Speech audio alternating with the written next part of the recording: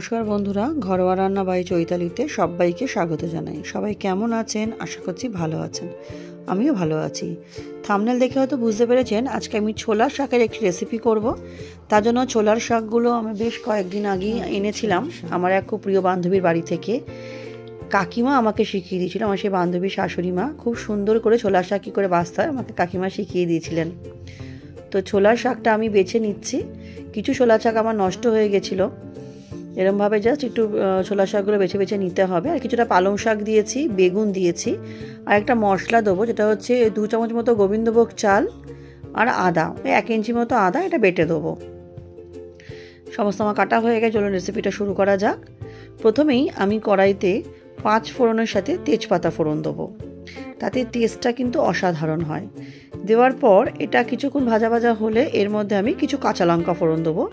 আপনারা ঝালটা আপনাদের স্বাদ অনুযায়ী দিতে পারেন, চাইলে শুকনো লঙ্কাও ফোড়ন দিতে পারেন। দিয়ে ফোড়নটা হালকা ভাজা ভাজা করে তেলের মধ্যে অল্প একটুখানি হলুদ দিয়ে দেবো। হলুদ দিয়ে কিছুক্ষণ নাড়াচাড়া করার পর আমি এর মধ্যে দিয়ে দেবো কেটে রাখা বেগুনটা দিয়ে আমি কিছুক্ষণ নাড়াচাড়া করে নেবো বেগুনটা। ছোলার শাক এইভাবে যদি কখনো বানিয়ে খেয়ে না থাকেন অবশ্যই অনুরোধ করব একবার বানিয়ে দেখুন। কথা দিচ্ছি দুর্দান্ত হবে খেতে, আর এই দিয়ে 1 থালা ভাত নিমেষেই খেয়ে শেষ করে ফেলবেন। বেগুনটা দেওয়ার পর আমি 2টো শাকই দিয়ে দিলাম। 2টো শাক আমি আগে থেকে খুব ভালো মতো ধুয়ে তারপর কেটেছিলাম। 2টি শাকই দিয়ে একটু ভালো মতো নাড়াচাড়া করে নিই, এটাকে ঢেকে রাখতে হবে যাতে শাক দুটো মজে যায়। নতুন বন্ধু যারা আমার চ্যানেলে নতুন ভিডিওটি প্রথম দেখছেন, আমার রেসিপিটা যদি সামান্য হলেও ভালো লেগে থাকে চ্যানেলটি সাবস্ক্রাইব করে পাশে থাকার অনুরোধ রইল। পাশে থাকা বেল আইকনটি প্রেস করে অল নোটিফিকেশানটা অন করে নেবেন, যাতে আমি চ্যানেলে যখনই নতুন নতুন রেসিপি আপডেট করব সবার আগে আপনাদের কাছে নোটিফিকেশান পৌঁছে যাবে। আর পুরনো বন্ধুদের অনেক ধন্যবাদ পাশে থাকার জন্য, সাপোর্ট করার জন্য। অনুরোধ করব এভাবেই পাশে থাকবেন, সাপোর্ট করবেন, আমিও আছি।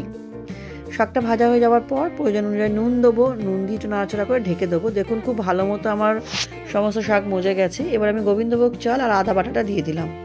দিয়ে আমাকে খুব ভালো মতো কষিয়ে নিতে হবে। এবার শুধু কষানোর পালা, খুব ভালো মতো কষিয়ে নিতে হবে। শীতের দুপুরে এরমভাবে কোনোদিন ছোলার শাক রান্না করে খেয়ে দেখবেন, অনুরোধ রইল। কেমন লাগলো অবশ্যই কমেন্ট সেকশানে জানাবেন।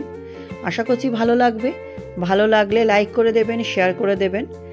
আর আমার কথা শুনে একবার করেই দেখুন না, খেতে কিন্তু অপূর্ব হয়েছিল। কারণ আমিও ছোলার শাকটা প্রথমবারই বানালাম। এর আগে আমার বান্ধবীর বাড়ি খেয়েছি, বান্ধবী তো অপূর্ব রান্না করেছিল, ওর হাতের মতো স্বাদ আসেনি, চেষ্টা করেছি, এটাও খারাপ হয়নি খেতে।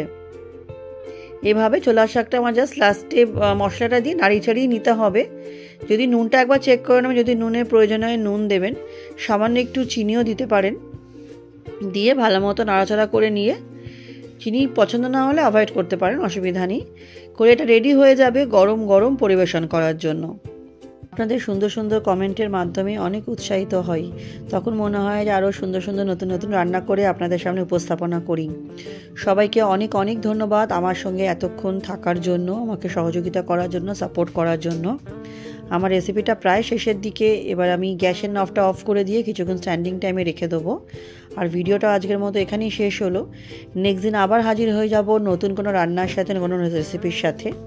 সবাই খুব ভালো থাকবেন, সুস্থ থাকবেন। আর কেমন লাগলো কমেন্ট করে অবশ্যই কিন্তু জানাবেন।